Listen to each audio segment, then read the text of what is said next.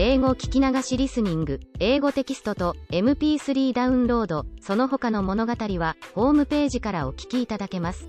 88thpp.com 88thpp.com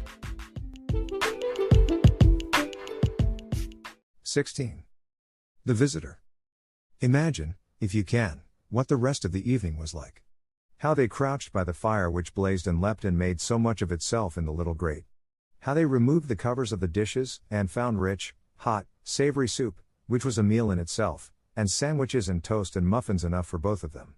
The mug from the washstand was used as Becky's teacup, and the tea was so delicious that it was not necessary to pretend that it was anything but tea. They were warm and full-fed and happy, and it was just like Sarah that, having found her strange good fortune real, she should give herself up to the enjoyment of it to the utmost. She had lived such a life of imaginings that she was quite equal to accepting any wonderful thing that happened, and almost to cease, in a short time, to find it bewildering. I don't know anyone in the world who could have done it, she said, but there has been someone. And here we are sitting by their fire, and it's true. And whoever it is, wherever they are, I have a friend, Becky, someone is my friend. It cannot be denied that as they sat before the blazing fire, and ate the nourishing, comfortable food, they felt a kind of rapturous awe, and looked into each other's eyes with something like doubt. Do you think, Becky faltered once, in a whisper, do you think it could melt away, miss? Hadn't we better be quick? And she hastily crammed her sandwich into her mouth. If it was only a dream, kitchen manners would be overlooked. No, it won't melt away, said Sarah. I am eating this muffin, and I can taste it. You never really eat things in dreams. You only think you are going to eat them. Besides, I keep giving myself pinches, and I touched a hot piece of coal just now, on purpose. The sleepy comfort which at length almost overpowered them was a heavenly thing.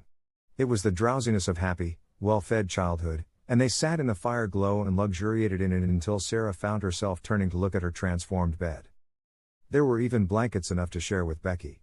The narrow couch in the next attic was more comfortable that night than its occupant had ever dreamed that it could be. As she went out of the room, Becky turned upon the threshold and looked about her with devouring eyes. If it ain't here in the mornin', miss, she said, it's been here tonight, anyways, and I shan't never forget it. She looked at each particular thing, as if to commit it to memory. The fire was there, pointing with her finger, and the table was before it, and the lamp was there, and the light looked rosy red, and there was a satin cover on your bed, and a warm rug on the floor, and everything looked beautiful, and she paused a second, and laid her hand on her stomach tenderly. There was soup and sandwiches and muffins, there was.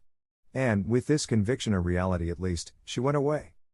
Through the mysterious agency which works in schools and among servants, it was quite well known in the morning that Sarah Crewe was in horrible disgrace, that Ermengarde was under punishment, and that Becky would have been packed out of the house before breakfast, but that a scullery maid could not be dispensed with at once. The servants knew that she was allowed to stay because Miss Minchin could not easily find another creature helpless and humble enough to work like a bounden slave for so few shillings a week.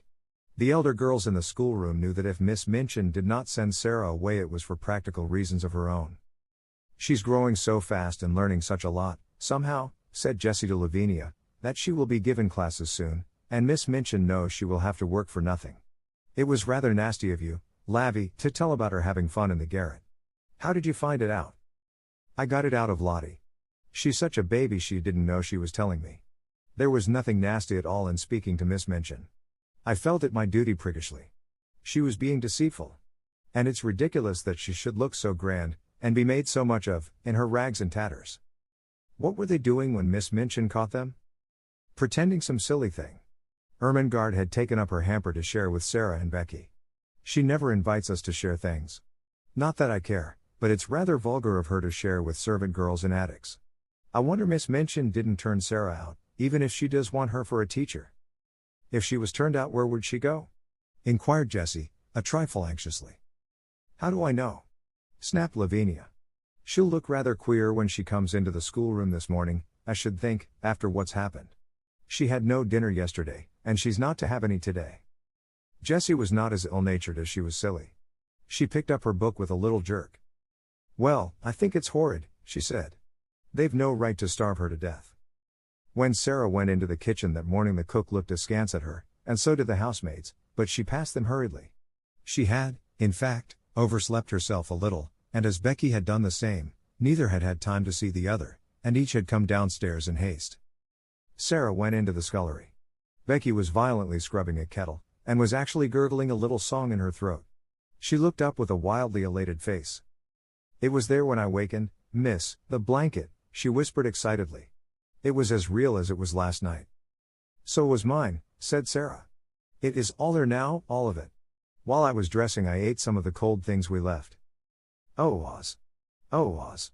Becky uttered the exclamation in a sort of rapturous groan, and ducked her head over her kettle just in time, as the cook came in from the kitchen. Miss Minchin had expected to see in Sarah, when she appeared in the schoolroom, very much what Lavinia had expected to see. Sarah had always been an annoying puzzle to her, because severity never made her cry or look frightened. When she was scolded she stood still and listened politely with a grave face. When she was punished she performed her extra tasks or went without her meals, making no complaint or outward sign of rebellion. The very fact that she never made an impudent answer seemed to Miss Minchin a kind of impudence in itself. But after yesterday's deprivation of meals, the violent scene of last night, the prospect of hunger today, she must surely have broken down. It would be strange indeed if she did not come downstairs with pale cheeks and red eyes and an unhappy, humbled face. Miss Minchin saw her for the first time when she entered the schoolroom to hear the little French class recite its lessons and superintend its exercises. And she came in with a springing step, color in her cheeks, and a smile hovering about the corners of her mouth. It was the most astonishing thing Miss Minchin had ever known. It gave her quite a shock. What was the child made of? What could such a thing mean? She called her at once to her desk. "You do not look as if you realize that you are in disgrace," she said. "Are you absolutely hardened? The truth is that when one is still a child, or even if one is grown up, and has been well fed, and has slept long and softly and warm, when one has gone to sleep in the midst of a fairy story, and has wakened to find it real, one cannot be unhappy or even look as if one were, and one could not, if one tried, keep a glow of joy out of one's eyes." Miss Minchin was almost struck dumb by the look of Sarah's eyes when she made her perfectly respectful answer. "I beg your pardon, Miss Minchin," she said, "I know that I am in disgrace. Be good enough not to forget it and look as if you had come into a fortune. It is an impertinence. And remember you are to have no food today." "Yes, Miss Minchin," Sarah answered, but as she turned away her heart leapt with the memory of what yesterday had been. If the magic had not saved me just in time, she thought, how horrible it would have been. "She can't be very hungry," whispered Lavinia. "Just look at her. Perhaps she is pretending she has had a good breakfast," with a spiteful laugh. "She's different from other people," said Jessie, watching Sarah with her class. "Sometimes I'm a bit frightened of her." "Ridiculous thing!" ejaculated Lavinia. All through the day the light was in Sarah's face, and the color in her cheek. The servants cast puzzled glances at her, and whispered to each other, and Miss Amelia's small blue eyes wore an expression of bewilderment. What such an audacious look of well-being, under august displeasure could mean she could not understand. It was, however, just like Sarah's singular obstinate way. She was probably determined to brave the matter out. One thing Sarah had resolved upon, as she thought things over. The wonders which had happened must be kept a secret, if such a thing were possible. If Miss Minchin should choose to mount to the attic again, of course all would be discovered. But it did not seem likely that she would do so for some time at least, unless she was led by suspicion. Ermengarde and Lottie would be watched with such strictness that they would not dare to steal out of their beds again. Ermengarde could be told the story and trusted to keep it secret. If Lottie made any discoveries, she could be bound to secrecy also. Perhaps the magic itself would help to hide its own marvels. But whatever happens, Sarah kept saying to herself all day, whatever happens, somewhere in the world there is a heavenly kind person who is my friend, my friend. If I never know who it is, if I never can even thank him, I shall never feel quite so lonely. Oh, the magic was good to me. If it was possible for weather to be worse than it had been the day before, it was worse this day, wetter, muddier, colder. There were more errands to be done, the cook was more irritable, and, knowing that Sarah was in disgrace, she was more savage. But what does anything matter when one's magic has just proved itself one's friend? Sarah's supper of the night before had given her strength, she knew that she should sleep well and warmly, and, even though she had naturally begun to be hungry again before evening, she felt that she could bear it until breakfast time on the following day, when her meals would surely be given to her again. It was quite late when she was at last allowed to go upstairs. She had been told to go into the schoolroom and study until 10 o'clock, and she had become interested in her work, and remained over her books later. When she reached the top flight of stairs and stood before the attic door, it must be confessed that her heart beat rather fast. Of course it might all have been taken away, she whispered, trying to be brave. It might only have been lent to me for just that one awful night. But it was lent to me, I had it. It was real. She pushed the door open and went in. Once inside, she gasped slightly, shut the door, and stood with her back against it looking from side to side. The magic had been there again. It actually had, and it had done even more than before. The fire was blazing, in lovely leaping flames, more merrily than ever. A number of new things had been brought into the attic which so altered the look of it that if she had not been past doubting she would have rubbed her eyes. Upon the low table another supper stood, this time with cups and plates for Becky as well as herself. A piece of bright, heavy, strange embroidery covered the battered mantel, and on it some ornaments had been placed. All the bare, ugly things which could be covered with draperies had been concealed and made to look quite pretty. Some odd materials of rich colors had been fastened against the wall with fine, sharp tacks, so sharp that they could be pressed into the wood and plaster without hammering. Some brilliant fans were pinned up, and there were several large cushions, big and substantial enough to use as seats. A wooden box was covered with a rug, and some cushions lay on it, so that it wore quite the air of a sofa. Sarah slowly moved away from the door and simply sat down and looked again. "It is exactly like something fairy come true," she said. "There isn't the least difference. I feel as if I might wish for anything, diamonds or bags of gold, and they would appear. That wouldn't be any stranger than this. Is this my garret? Am I the same cold, ragged, damp Sarah? And to think I used to pretend and wish there were fairies. The one thing I always wanted was to see a fairy story come true. I am living in a fairy story. I feel as if I might be a fairy myself, and able to turn things into anything else." She rose and knocked upon the wall for the prisoner in the next cell, and the prisoner came. When she entered she almost dropped in a heap upon the floor. For a few seconds she quite lost her breath. "Oh, laws," she gasped. "Oh, laws, miss." "You see," said Sarah. On this night Becky sat on a cushion upon the hearth rug and had a cup and saucer of her own. When Sarah went to bed she found that she had a new thick mattress and big downy pillows. Her old mattress and pillow had been removed to Becky's bedstead, and, consequently, with these additions Becky had been supplied with unheard of comfort. "Where does it all come from?" Becky broke forth once. "Laws, who does it, miss?" "Don't let us even ask," said Sarah. "If it were not that I want to say, oh, thank you, I would rather not know. It makes it more beautiful." From that time life became more wonderful day by day. The fairy story continued. Almost every day something new was done. Some new comfort or ornament appeared each time Sarah opened the door at night, until in a short time the attic was a beautiful little room full of all sorts of odd and luxurious things.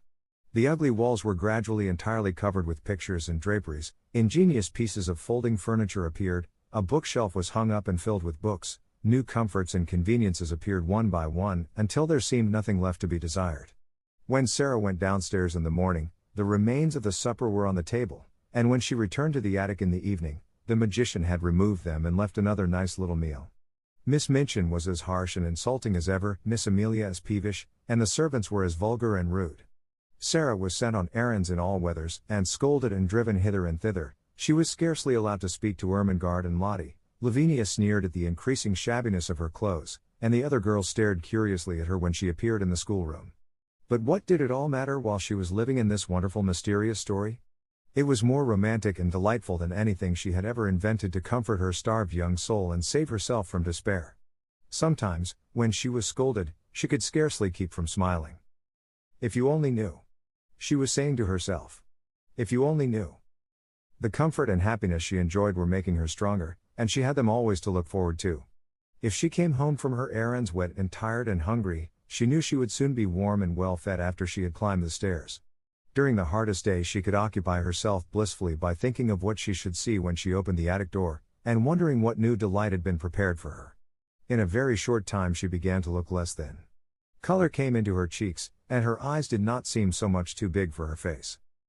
"Sarah Crewe looks wonderfully well," Miss Minchin remarked disapprovingly to her sister. "Yes," answered poor, silly Miss Amelia. "She is absolutely fattening.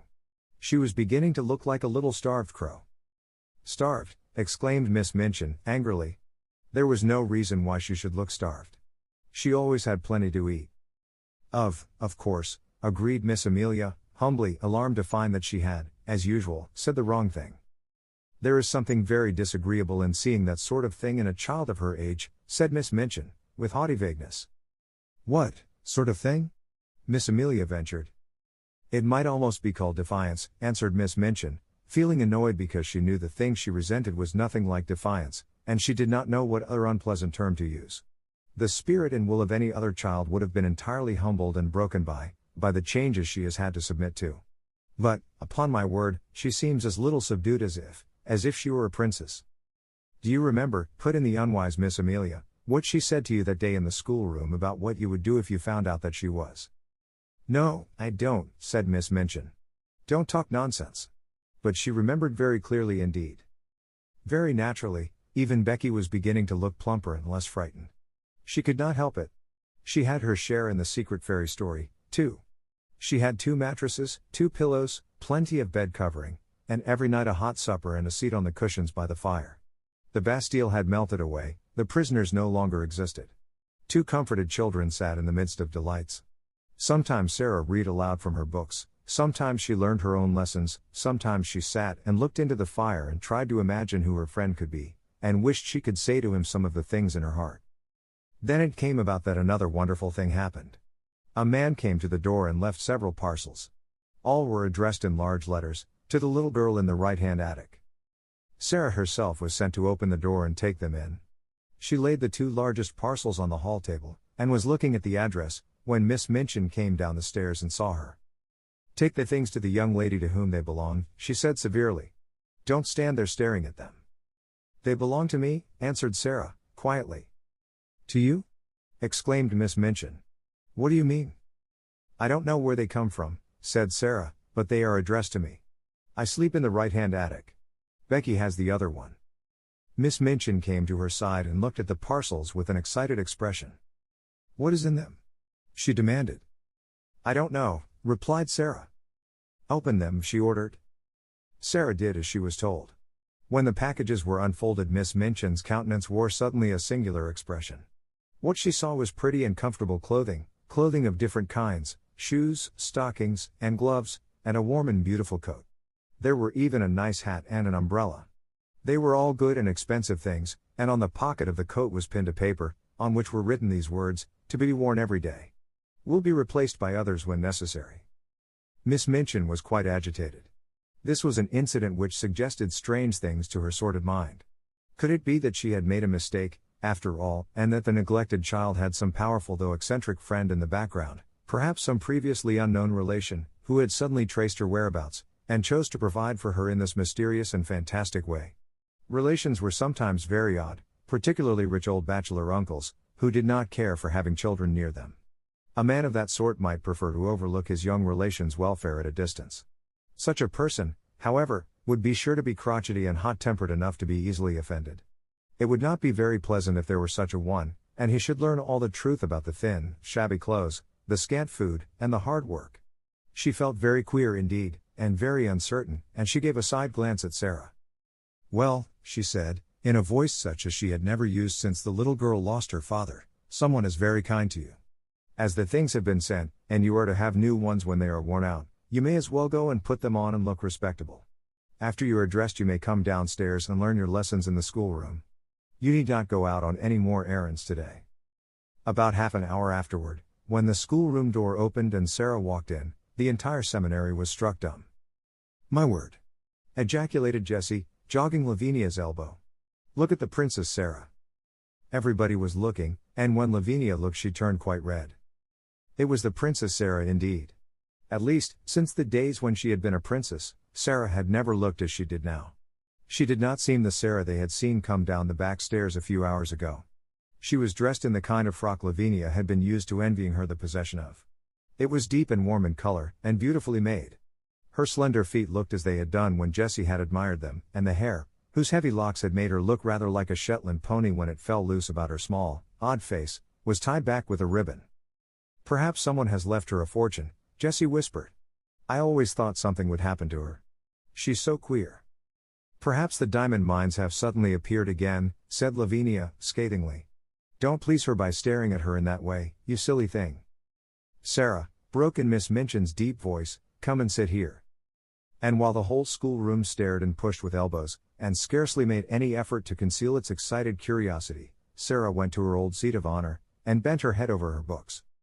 That night, when she went to her room, after she and Becky had eaten their supper, she sat and looked at the fire seriously for a long time. "Are you making something up in your head, miss?" Becky inquired with respectful softness. When Sarah sat in silence and looked into the coals with dreaming eyes, it generally meant that she was making a news story. But this time she was not, and she shook her head. "No," she answered. "I am wondering what I ought to do." Becky stared, still respectfully.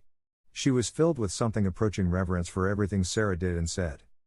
"I can't help thinking about my friend," Sarah explained. "If he wants to keep himself a secret, it would be rude to try and find out who he is.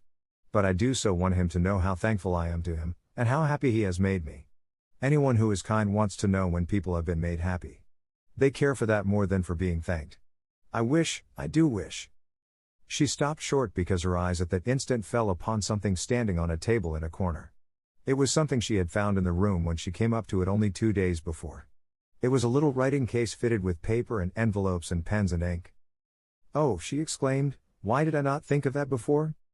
She rose and went to the corner and brought the case back to the fire. "I can write to him," she said joyfully, "and leave it on the table. Then perhaps the person who takes the things away will take it, too. I won't ask him anything. He won't mind my thanking him, I feel sure." So she wrote a note. This is what she said. "I hope you will not think it is impolite that I should write this note to you when you wish to keep yourself a secret. Please believe I do not mean to be impolite or try to find out anything at all, only I want to thank you for being so kind to me, so heavenly kind, and making everything like a fairy story. I am so grateful to you, and I am so happy, and so is Becky. Becky feels just as thankful as I do. It is all just as beautiful and wonderful to her as it is to me. We used to be so lonely and cold and hungry, and now, oh, just think what you have done for us. Please let me say just these words. It seems as if I ought to say them. Thank you, thank you, thank you." The little girl in the attic. The next morning she left this on the little table, and in the evening it had been taken away with the other things, so she knew the magician had received it, and she was happier for the thought. She was reading one of her new books to Becky just before they went to their respective beds, when her attention was attracted by a sound at the skylight.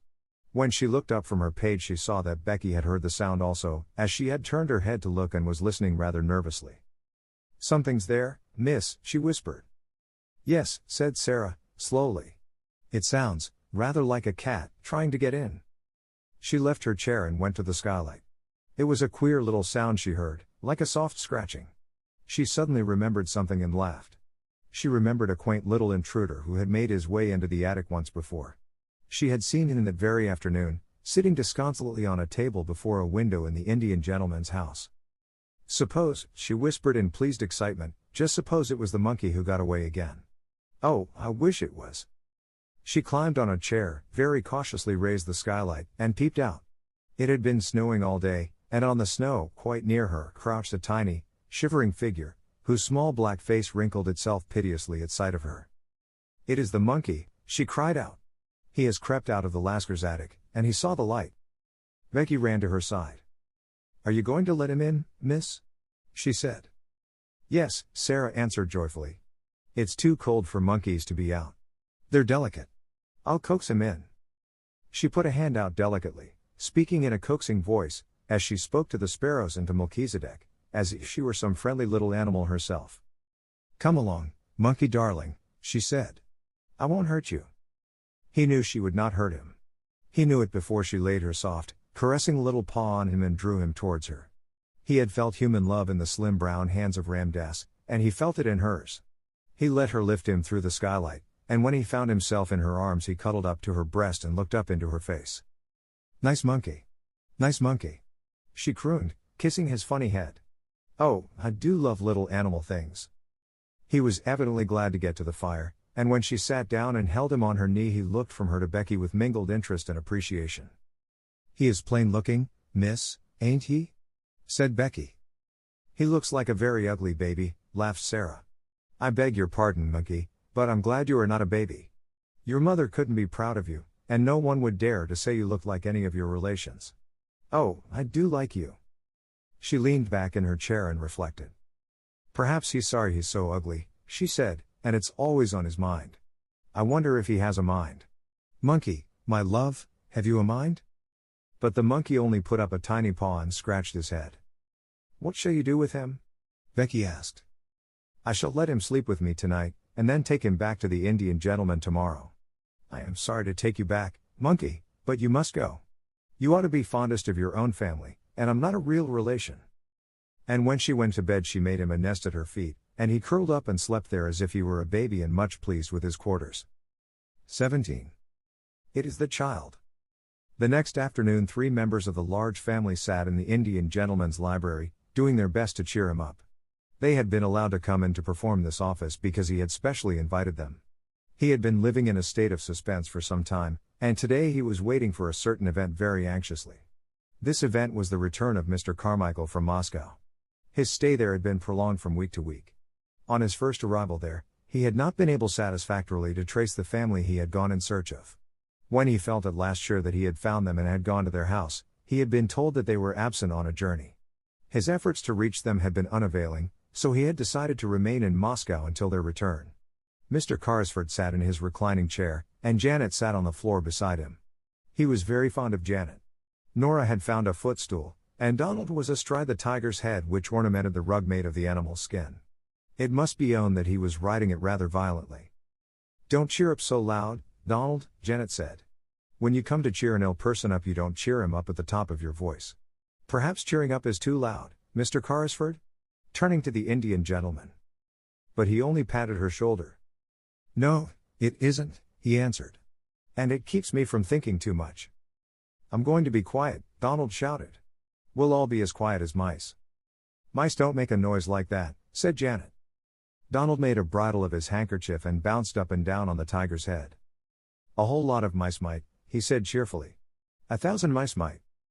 I don't believe 50,000 mice would, said Janet, severely, and we have to be as quiet as one mouse. Mr. Carrisford laughed and patted her shoulder again. Papa won't be very long now, she said. May we talk about the lost little girl? I don't think I could talk much about anything else just now, the Indian gentleman answered, knitting his forehead with a tired look. We like her so much, said Nora. We call her the little unfairy princess. Why? The Indian gentleman inquired, because the fancies of the large family always made him forget things a little. It was Janet who answered. It is because, though she is not exactly a fairy, she will be so rich when she is found that she will be like a princess in a fairy tale. We called her the fairy princess at first, but it didn't quite suit. Is it true, said Nora, that her papa gave all his money to a friend to put in a mine that had diamonds in it, and then the friend thought he had lost it all and ran away because he felt as if he was a robber? But he wasn't really, you know, put in Janet, hastily. The Indian gentleman took hold of her hand quickly. No, he wasn't really, he said. I am sorry for the friend, Janet said. I can't help it. He didn't mean to do it, and it would break his heart. I am sure it would break his heart. You are an understanding little woman, Janet, the Indian gentleman said, and he held her hand close. Did you tell Mr. Carrisford, Donald shouted again, about the little girl who isn't a beggar? Did you tell him she has new nice clothes? Perhaps she's been found by somebody when she was lost. There's a cab, exclaimed Janet. It's stopping before the door. It is Papa. They all ran to the windows to look out. Yes, it's Papa, Donald proclaimed. But there is no little girl. All 3 of them incontinently fled from the room and tumbled into the hall. It was in this way they always welcomed their father. They were to be heard jumping up and down, clapping their hands, and being caught up and kissed. Mr. Carrisford made an effort to rise and sank back again. It is no use, he said. What a wreck I am. Mr. Carmichael's voice approached the door. No, children, he was saying, you may come in after I have talked to Mr. Carrisford. Go and play with Ramdas. Then the door opened and he came in. He looked rosier than ever, and brought an atmosphere of freshness and health with him, but his eyes were disappointed and anxious as they met the invalid's look of eager question even as they grasped each other's hands. What news? Mr. Carrisford asked. The child the Russian people adopted? She is not the child we are looking for, was Mr. Carmichael's answer.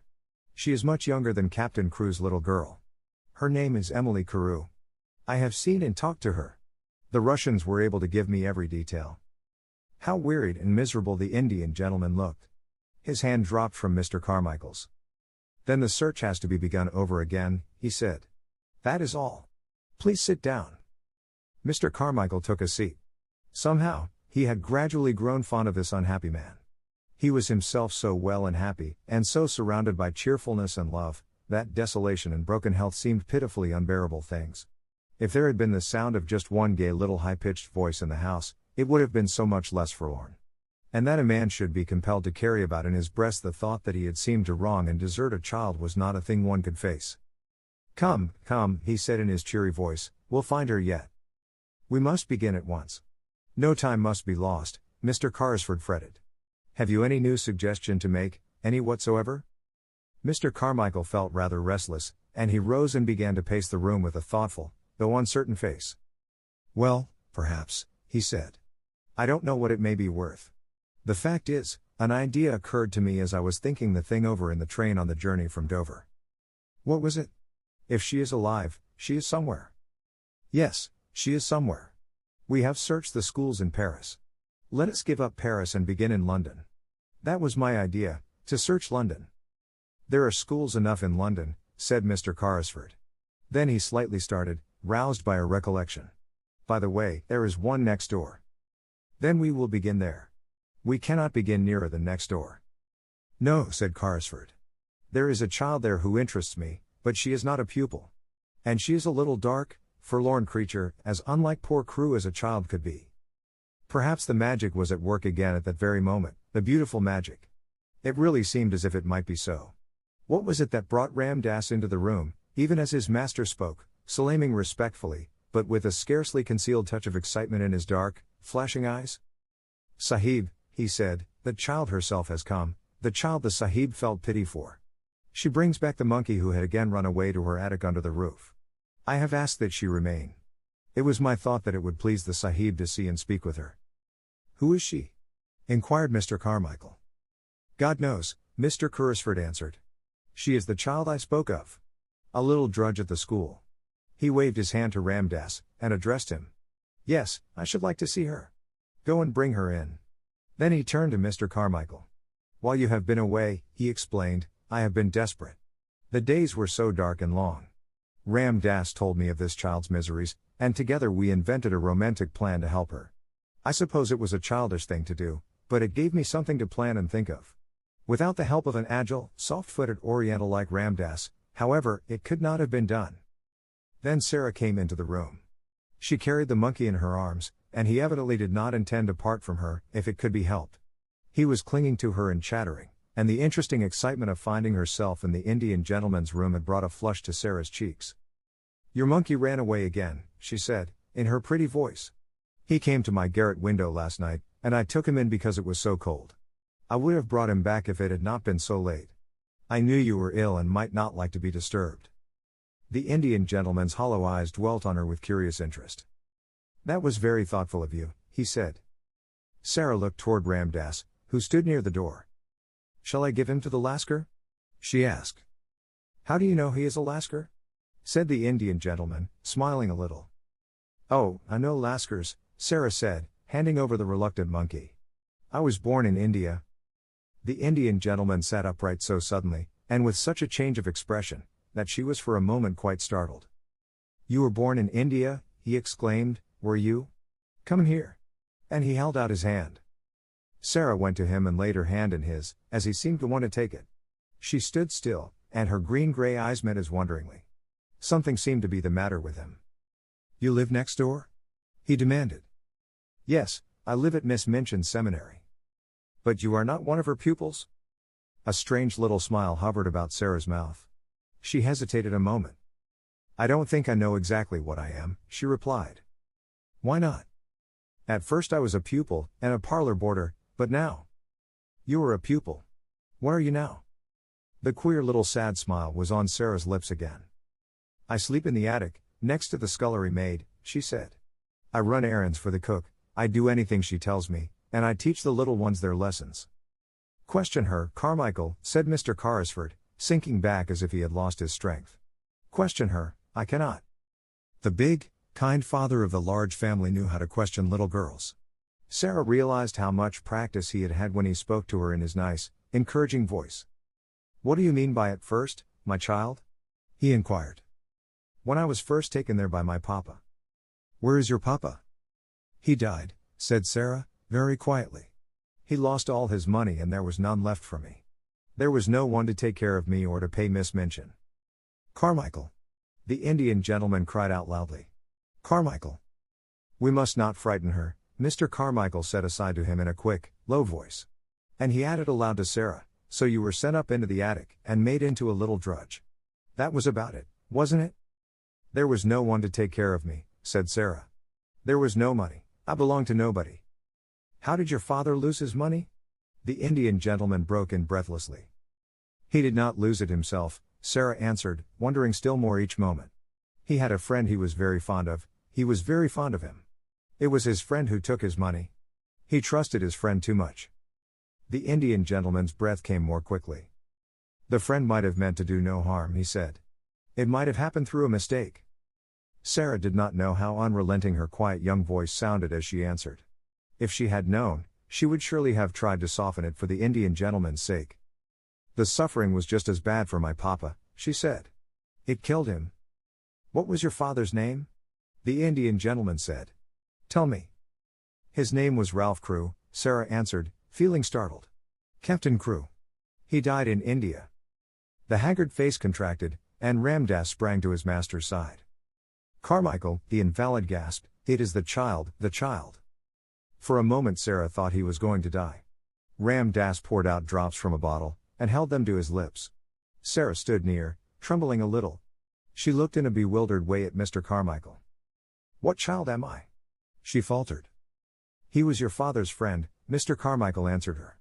Don't be frightened. We have been looking for you for 2 years. Sarah put her hand up to her forehead, and her mouth trembled. She spoke as if she were in a dream. And I was at Miss Minchin's all the while, she half whispered. Just on the other side of the wall.